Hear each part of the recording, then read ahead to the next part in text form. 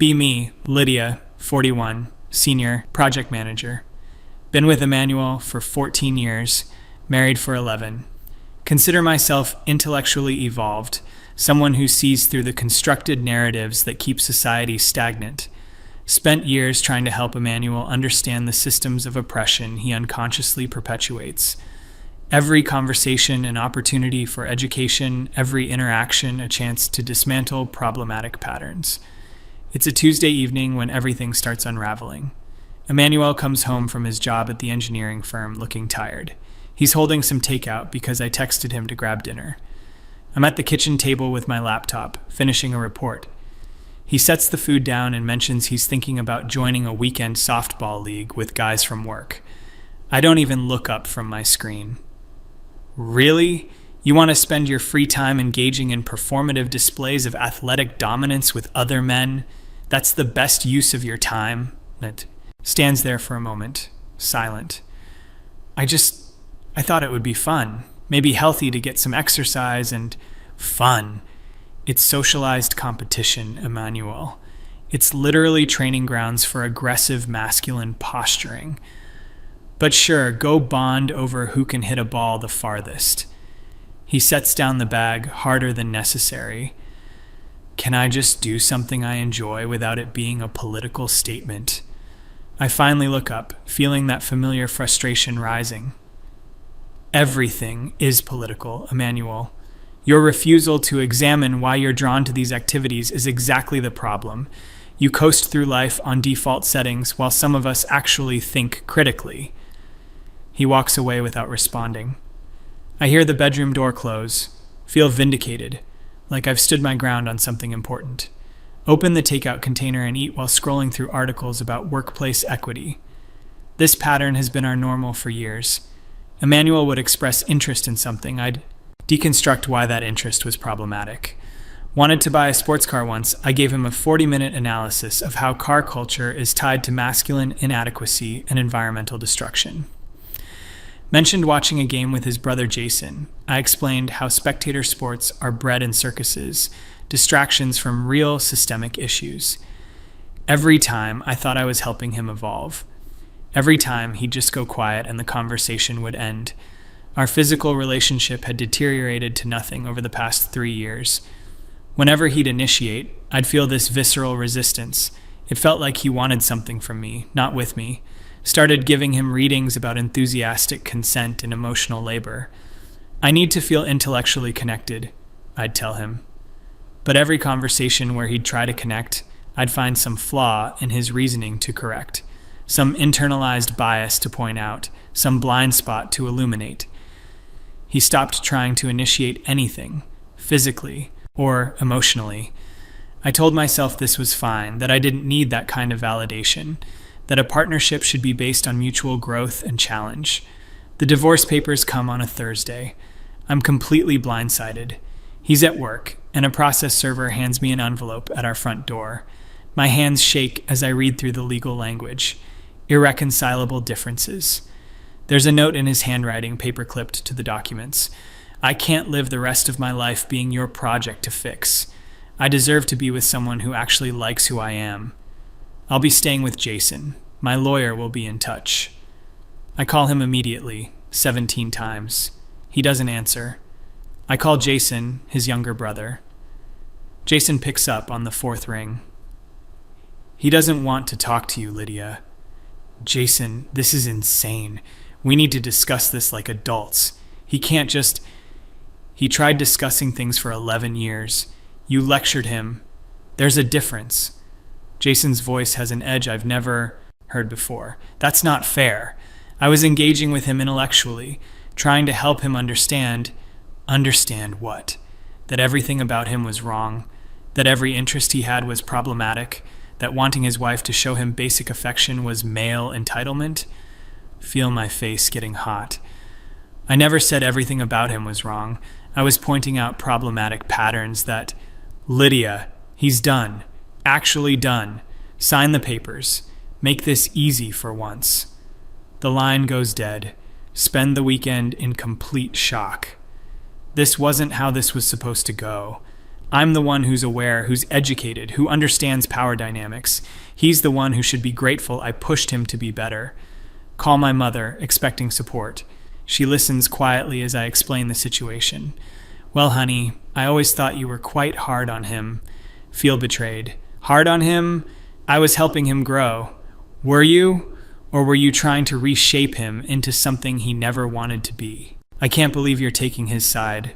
I'm not taking sides. I'm just saying Emmanuel was always kind to you, always tried to make you happy, and you always seemed disappointed in him. Get off the phone, feeling more isolated. Monday at work, my coworker Peter stops by my desk. Peter is 38, married with 2 kids, decent at his job, but not particularly ambitious. We've worked together for 6 years, always professional, but never close. Hey, Lydia, you got a minute? I'm buried in spreadsheets, not really in the mood for small talk. Kind of busy, Peter. What's up? He glances around the office. Can we grab a conference room? It's about something personal. My stomach drops. Does he know about Emmanuel? We walk to an empty room. Peter closes the door. He doesn't sit down, just stands there, looking uncomfortable. I heard about you and Emmanuel. Jason is friends with my brother-in-law. Small world. Cross my arms defensively. I don't really want to discuss my personal life at work, Peter. He nods slowly. I get that, but I'm going to say something anyway because someone needs to. Here we go. Another man ready to defend another man. Emmanuel is a good guy, Peter starts. He really is. And I watched you, for years, just tear him down piece by piece whenever he'd show up at company events. Feel my jaw clench. Peter, you don't know anything about my marriage. You're right. I don't know the private details, but I know what I saw. I saw you mock him in front of people, correct him constantly, roll your eyes when he talked, make little comments about his opinions being typical or limited.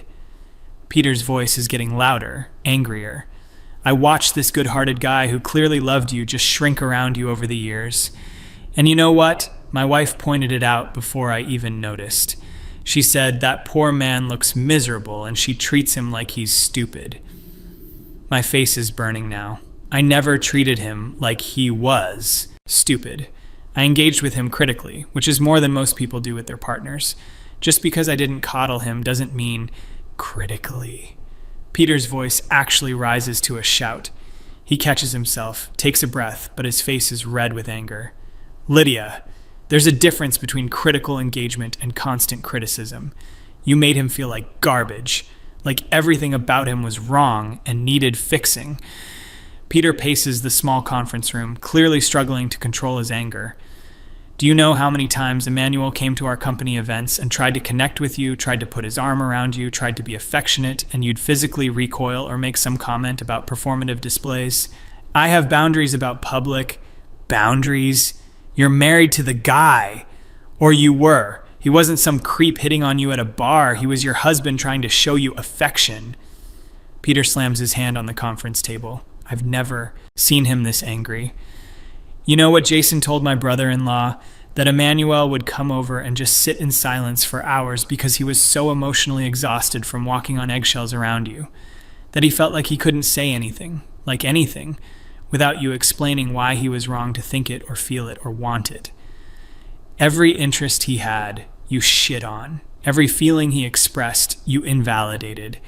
Every attempt to connect, you rejected. And you dressed it all up in this language of consciousness and awareness, but really you were just being cruel. Feel tears starting, which makes me angry at myself. That's not what I was doing. I was trying to make him think about things more deeply, to question the default programming that society. He didn't need to be fucking reprogrammed, Lydia. He needed to be loved. Peter's voice cracks a little. He needed a partner who respected him, who liked him, who didn't treat every conversation like a seminar where he was the remedial student. I'm crying now, trying to stay composed. You don't understand the dynamics, Peter. You don't understand what it's like to be the one who has to constantly educate, Educate? You weren't his teacher. You were supposed to be his wife. Peter runs his hands through his hair, trying to calm down. Listen to me. Really listen. Emmanuel didn't leave you because he's some regressive person who couldn't handle being challenged. He left you because you made him feel worthless, because you couldn't just let him be human, because you turned your marriage into an ongoing performance of your intellectual superiority. Long silence. Peter's breathing hard, still visibly angry. Jason says Emmanuel is already seeing someone. Some woman he met at a coffee shop. And apparently he's happier than Jason's seen him in a decade. Feel like I've been punched. It's been less than 3 months. Yeah, 3 months, and he's already more alive than he was in 11 years with you. What does that tell you? Peter heads toward the door, then turns back. You're brilliant at your job, Lydia. Genuinely brilliant. But you destroyed that man's spirit, and I hope whoever he's with now actually appreciates him. Sign the papers. Let him be happy. He leaves me alone in the conference room. I sit there for 20 minutes, trying to process. Spend the next week in a fog. Work suffers. I can barely concentrate. Keep replaying Peter's words. Keep thinking about Emmanuel being with someone else already. Someone young, probably. Someone who isn't as aware as I am. Someone who won't challenge him to grow. The anger starts building. How dare he move on so quickly? How dare he not even try to fix things? We were together for 14 years and he replaces me in 3 months. 2 weeks later, I'm getting coffee near my office. See Emmanuel through the window of a cafe. He's with a woman. She's young, definitely younger than me. Long brown hair, wearing a sundress, laughing at something he said. He looks light. There's this expression on his face I haven't seen in years. Genuine happiness. His whole body language is different. Relaxed. Open. The woman touches his arm while she talks. He covers her hand with his, smiling. Feel this surge of rage and grief so intense I can barely breathe. Without thinking, I walk into the cafe. Emmanuel sees me immediately. His face changes, the lightness disappearing. Lydia. His voice is flat, guarded. The woman looks between us, confused. Hi. Sorry to interrupt. Emmanuel, can we talk? Just for a minute? He exchanges a glance with the woman. This is Sophie. Sophie. This is Lydia, Lydia. Can't even call me his ex-wife yet. The divorce isn't final. Sophie extends her hand with a friendly smile. Nice to meet you. She seems sweet. She seems young. Shake her hand limply. How old are you, Sophie? Emmanuel closes his eyes. Lydia, don't. Sophie looks uncertain but answers. I'm 28. 13 years younger than me. Emmanuel is 39, so 11 years younger than him too. Laugh bitterly. Of course you are. Lydia, we're having a private conversation. Please. Emmanuel's voice has an edge I've rarely heard. Private? You're in a public cafe, and I think I deserve an explanation for how you moved on so quickly from a 14-year relationship. Sophie stands up gracefully. I'll give you some space. I'll be outside, Emmanuel. She leaves with her coffee. Emmanuel watches her go, his jaw tight. When he turns back to me, his eyes are hard. You don't deserve anything from me. You lost the right to explanations when you made me feel like shit about myself for 11 years. Sit down across from him without being invited. That's not fair. I was trying to help you become more aware, more conscious of... Aware of what, Lydia? His voice is rising now, angry in a way I've never heard. Aware of how everything I liked was wrong, how every thought I had was contaminated by the wrong influences, how wanting my own wife to touch me was problematic. People are starting to glance over. Emmanuel leans forward, speaking more quietly but with intense anger. Do you know what it's like to live with someone who treats you like you're fundamentally flawed? Who makes you feel like you have to apologize for existing the way you exist? I never made you apologize for existing. I just wanted you to think critically about bullshit. He actually raises his voice. You wanted me to think like you, to value what you value, to be interested in what you're interested in, and anything outside of that was beneath you. Feel defensive, attacked. I exposed you to ideas, to perspectives you wouldn't have considered otherwise. That's what partners do. They challenge each other to grow. No, Lydia. Partners support each other. Partners respect each other. What you did was relentlessly criticize. Emmanuel is on a roll now, years of suppressed anger pouring out. I wanted to watch football with my brother. You gave me a lecture about bread and circuses and manufactured tribalism. I wanted to restore a vintage car with my dad before he got too old to work on engines. You told me it was a waste of money and environmentally destructive and probably sublimated sexual anxiety. He's ticking items off on his fingers. I wanted to take a camping trip with college friends. You said traditional male bonding rituals were regressive. I wanted to surprise you with a weekend getaway. You said spontaneous romance was a patriarchal script. I wanted to make love to my wife. You gave me a reading list about consent culture and made me feel like a predator for having desire. His voice breaks a little on the last one. Every single thing. I wanted or felt or thought. You had some framework to explain why it was limited or problematic or unexamined. Do you have any idea how exhausting that is? How completely soul-destroying? I'm crying now, trying to defend myself. I was trying to build something better with you, a relationship based on real consciousness instead of just default patterns. I didn't need consciousness, Lydia. I needed kindness. Emmanuel slams his coffee cup down. I needed a partner who could just be with me without constantly correcting me, who could see something good in me instead of always finding something to fix. He's breathing hard, eyes wet. Do you know what Sophie said to me on our first date? I told her I was going through a divorce, and she asked me what I liked to do for fun. And I realized I couldn't answer, because I'd spent so long being told that everything I enjoyed was wrong that I'd stopped having fun entirely. This hits me hard, but I'm still defensive. So you found someone younger and less challenging, and that's your solution? Someone who won't push you to grow? Emmanuel laughs, but it's bitter. Less challenging? Sophie has a master's in biochemistry and works in pharmaceutical research. She's brilliant. She's also kind. She also likes me. The difference is she disagrees with me about things without making me feel like I'm morally deficient. She has her own opinions without dismissing mine as products of cultural programming. She challenges my ideas while respecting me as a person. He stands up, preparing to leave. And yes, she's younger. She's also joyful and warm and affectionate, and she doesn't treat physical intimacy like it's a political negotiation. She touches me like she actually wants to, not like she's granting me a privilege. Feel humiliated, desperate. Emmanuel, we built a life together, 14 years. You're throwing that away for some girl you barely know.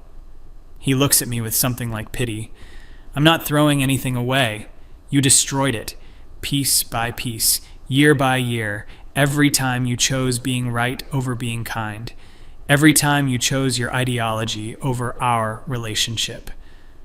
That's not what happened. That's exactly what happened. And the saddest part is, you still don't see it. He walks toward the door, then turns back. Sign the papers, Lydia. Let me go. I'm happy now. Actually happy. Don't drag this out. He leaves to join Sophie outside. Through the window, I watch him put his arm around her. She leans into him naturally, easily. They walk away together. I sit alone with cold coffee and hot tears. The next week is a blur. Can't stop thinking about Emmanuel and Sophie. Torture myself by driving past his brother Jason's house where he's been staying. His car isn't there. Probably at her place. Probably happy.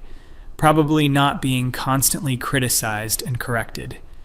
The rage and grief cycle through me constantly. How did I become the villain in this story? I was trying to make things better. I was trying to elevate our relationship beyond the mundane. Wasn't I? Friday evening, my doorbell rings. It's Jason, Emmanuel's brother. He's 36, contractor, married with a daughter. We were never close. He always seemed to view me with polite distance. "Lydia, we need to talk." His voice is tight, controlled anger. "Jason, I really don't think—" "I don't care what you think. Let me in, or I'll say what I need to say right here on your porch." Step aside, let him in. He doesn't sit, just stands in my living room, radiating fury. "I want you to know what you did to my brother." Here we go again. Another man ready to blame me. "Jason, my marriage is between Emmanuel and me." "No, not anymore. You made it everyone's problem when you turned him into a shell of himself, when he'd come to my house and just stare at the wall, when my wife would try to talk to him and he'd barely respond because he'd been so beaten down he didn't know how to have a normal conversation anymore." Jason's fists are clenched. "Do you remember the barbecue 3 years ago? The one at my house?" "I remember. Emmanuel had wanted to go. I'd complained. It was too hot, and the food wouldn't align with our meal plan. You showed up 2 hours late after Emmanuel begged you to come, and when you got there, you spent the entire time on your phone, barely spoke to anyone, and then announced you needed to leave early because the conversation was intellectually unstimulating." Did I say that? Probably. It was mostly people talking about their kids and home renovations. Emmanuel was so embarrassed, so hurt. My wife told me later she saw him tearing up in our garage, just standing there trying to compose himself. Didn't know that. After you left, he stayed. And you know what he did? He apologized to everyone for your behavior. He apologized for you being rude to his family. Jason steps closer, his voice rising. That became the pattern, didn't it? You'd belittle him, embarrass him, dismiss him, and he'd just absorb it. He'd make excuses for you. He'd try harder to make you happy, and nothing was ever enough.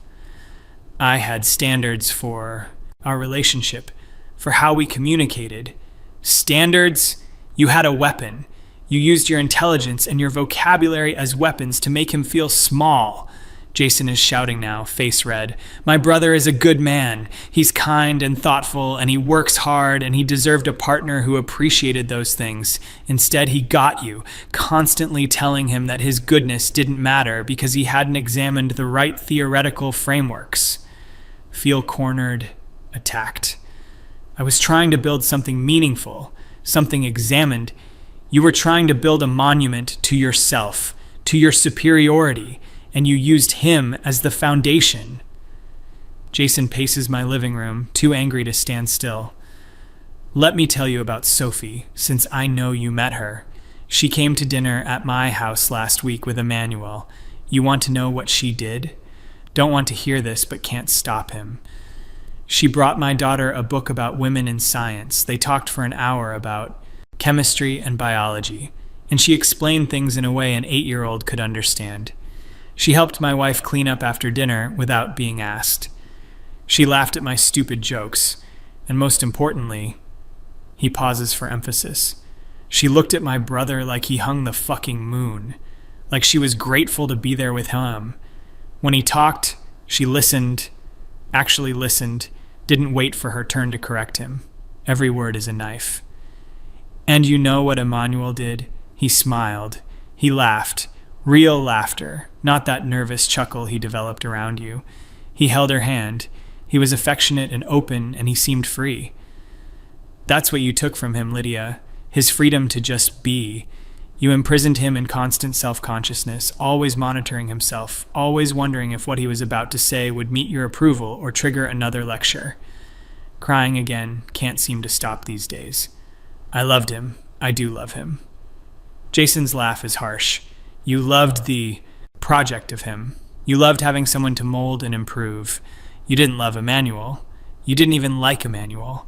If you did, you would have been able to just enjoy him instead of constantly trying to fix him. He heads for the door.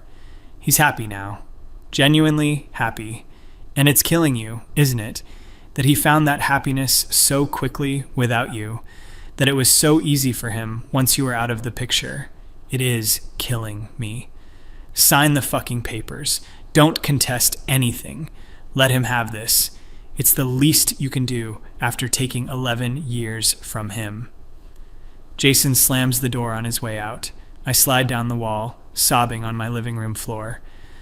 Next day is Saturday. My father calls. William, he's 68, retired from teaching history. He was always progressive, thoughtful, raised me to think critically. We've always had good conversations. Lydia, sweetheart, your mother told me about Emmanuel. Can I come over? Need to see a friendly face. Yes, please. He arrives, an hour later with groceries, makes me lunch while I sit at the kitchen table like a child. We eat in silence for a while. Then he speaks. I need to tell you something and you're not going to like it. Brace myself. I failed you as a father. Not what I expected. Dad, no, this isn't about... He holds up a hand. Let me finish. I raised you to value intelligence above almost everything else, to prize critical thinking, analytical ability, theoretical understanding, and I didn't balance that with teaching you kindness, compassion, grace. Dad sets down his fork, looks at me seriously. I saw how you treated Emmanuel over the years. Your mother mentioned it several times. She wanted me to talk to you. I didn't. I told myself it was your marriage, your business. But really, I was proud that you were so intellectually rigorous. I saw you applying everything I'd taught you. He looks pained. But I taught you wrong, or incompletely. I taught you to dissect ideas, but not to cherish people. To win arguments, but not to build relationships. To always be right, instead of sometimes being kind. Feel defensive even with my father. You taught me to have principles, to stand for something. I taught you to be alone. His voice is sharp now, angry. Because that's what you are now, Lydia. Alone. And it's my fault for not teaching you that being the smartest person in the room means nothing if no one wants to be in the room with you. Dad stands up, starts pacing like Jason did. That boy loved you. Emmanuel really loved you. I saw it in how he looked at you, even years into the marriage when you'd dismiss something he said at family dinners, even when you'd correct him in front of everyone. He'd just take it and keep loving you. I was engaging with his ideas. You were humiliating him. My father, who never raises his voice, is shouting. You made him feel stupid in front of his own family, in front of my family. You'd roll your eyes, use words you knew. He wouldn't know. Explain things in the most condescending way possible. He's red in the face now, angrier than I've ever seen him. I watched you do to your husband what I did to your mother for years before I learned better. The constant intellectual one-upmanship. The inability to just let something go. The need to always educate, always correct. Didn't know my parents went through something similar. Your mother almost left me. Did you know that? 23 years ago, she packed a bag and was ready to go because she said living with me was like being perpetually on trial for not being smart enough. Dad sits back down heavily. I had to learn, painfully, that marriage isn't a seminar. That love isn't about molding someone into your ideal. That partnership means accepting someone as they are, not as you wish they'd be. But Emmanuel had blind spots, real blind spots about, so do you. Dad slams his hand on the table. You have massive blind spots. You're so focused on theoretical frameworks that you miss actual human needs. You're so committed to being evolved that you've lost basic human warmth. He's breathing hard, trying to calm down. Emmanuel didn't need consciousness raising, Lydia. He needed a wife who'd watch a game with him sometimes, even if she found it boring. Who'd let him restore a car because it made him happy. Who'd make love to him without turning it into a philosophical discussion about desire and power. Every criticism cuts deeper. You know what Emmanuel told me? About 6 months before he left? Didn't know they talked privately. We ran into each other at the hardware store. He was buying something for the house. We got coffee, and I asked him how things were. Really asked. Dad's eyes are wet now. He said, I feel like I'm failing a test I didn't know I was taking, every day. He said he couldn't make you happy, that nothing he did was enough, that he'd stopped trying to share things with you because your response was always to explain why those things were beneath him or problematic. Dad wipes his eyes, and I gave him advice. I told him to be patient with you, that you were brilliant, and that brilliance came with sharp edges. I told him you loved him even if you had trouble showing it. I told him to keep trying. He looks at me with disappointment. I was wrong. I should have told him to leave, to find someone who actually appreciated him. Because you didn't, Lydia. You saw him as a project, not a person. Long silence. Dad composes himself. Your mother and I met Sophie. Emmanuel brought her to lunch last week. Feel betrayed. You met her. She's lovely, warm, intelligent, kind. She teaches weekend science workshops for underprivileged kids in her spare time. She's published research in major journals, and she treats your husband, your ex-husband, like he's precious. The word precious breaks something in me. During lunch, Emmanuel mentioned he was thinking about finally taking that trip to New Zealand he'd always talked about, the one you said was environmentally irresponsible and touristy. Do you know what Sophie said? Don't want to hear this. She said, that sounds amazing. We should start planning it. Just like that. Enthusiasm, support, no lecture. Dad stands to leave. I'm disappointed in you. Deeply disappointed. Not because your marriage ended, but because of why it ended. Because you couldn't love someone without trying to remake them. Because you valued being right over being kind. He stops at the door. Sign the papers. Let him go. And maybe take some time to examine your own blind spots instead of everyone else's. He leaves. I'm completely alone. Spend the weekend in complete despair. Everyone is against me. Everyone thinks I'm the villain. But I was just trying to build something better. Trying to create a relationship based on real awareness. Wasn't I? Start really thinking about specific memories. Emmanuel coming home excited about a promotion, me immediately analyzing the corporate power structures that made his achievement hollow. Emmanuel wanting to buy me flowers, me explaining how the flower industry was exploitative and the gesture was cliché. Emmanuel trying to plan a romantic anniversary, me critiquing the commercial construction of romance. Emmanuel reaching for me in bed, me moving away and suggesting we were beyond needing physical validation. Every memory has the same pattern. Him offering something, me explaining why it was insufficient or problematic. Him trying to connect, me using it as a teaching moment. Him being human, me demanding he be better. Monday morning, Peter stops by my desk again. Can we talk? Conference room? Follow him silently. He closes the door, sits down this time. His voice is calmer, but still firm. I heard about the confrontations. Jason told Emmanuel's friends word gets around. Nod, feeling numb. I want to say something else, and then I'm going to drop it because it's not really my business, but you need to hear it. Wait. You're going to be tempted to tell yourself a story about this, about how you were too evolved for Emmanuel, too conscious, too aware, how he chose someone simpler, less challenging, someone who won't push him to grow. It's like he's reading my mind. Don't tell yourself that story, because it's not true and it'll poison whatever comes next for you. The truth is harder. The truth is you were cruel. Maybe not intentionally, maybe you thought you were helping, but the impact was cruelty. You made someone who loved you feel worthless. Tears starting again, seem to cry constantly now. Sophie isn't less than you. She's not simpler or less challenging. She's just kind. She has boundaries without being punishing. She has standards without being contemptuous. She challenges Emmanuel without diminishing him. Peter leans forward. That's the skill you never learned. How to push someone to grow while still making them feel valued.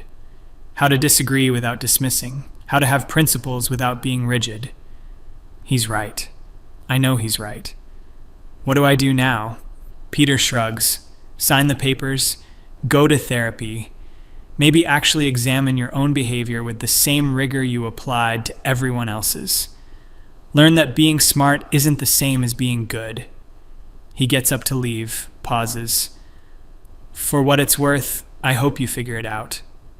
You're good at your job. You could be good at life too if you learned some humility. That night, I finally really look at the divorce papers. Emmanuel is asking for almost nothing. Just wants to split assets evenly, no alimony requested. He's making it as easy as possible. Just wants out. Wants to be free of me. I sign everything. Feel like I'm signing away 14 years. But really, those years were already gone. I just hadn't admitted it. 2 weeks later, I see them again. Emmanuel and Sophie at a restaurant. I'm walking past, and they're visible through the window. They're celebrating something. There's champagne. Sophie is showing him something on her phone, both laughing. He kisses her forehead. She lights up. The way she looks at him. It's how I never looked at him, not in 11 years. Maybe not ever. Emmanuel catches my eye through the window. We lock gazes for a long moment. There's no anger in his face anymore, just nothing. Indifference. He's moved on, completely. I'm just someone he used to know, someone who hurt him, someone he survived. He turns back to Sophie. Doesn't watch me walk away. I'm already forgotten. Finally understand what I lost. Not just Emmanuel, but the chance to be someone who built things instead of deconstructing them, someone who loved generously instead of conditionally, someone who valued kindness as much as consciousness. I destroyed something real because I was so sure I knew better, so sure that my framework was more important than his feelings, so convinced that being right mattered more than being loving. Peter was right. Jason was right. My father was right. I was cruel, dressed it up in intellectual language, made it seem like growth and evolution, but it was just cruelty. And now I'm alone with my principles and my frameworks and my consciousness. And Emmanuel is happy with someone who just likes him, someone who doesn't need him to be anything other than who he is. The worst part is understanding that I can't go back, can't undo years of criticism, can't resurrect what I killed through 1,000 small dismissals, can't compete with someone who offers warmth instead of correction. Sophie won not because she's younger or simpler, but because she offers what I never could. Acceptance, appreciation, joy. Sign the final papers. The lawyer processes everything quickly. Emmanuel wanted it done fast, wanted to move forward with his life, with Sophie, without me, owned by my own arrogance, destroyed by my inability to value what I had. The smart, aware, conscious woman, alone in her principles, while her ex-husband builds something beautiful with someone who understood what I never did. That love isn't about perfecting someone, it's about cherishing them, and I learned it too late.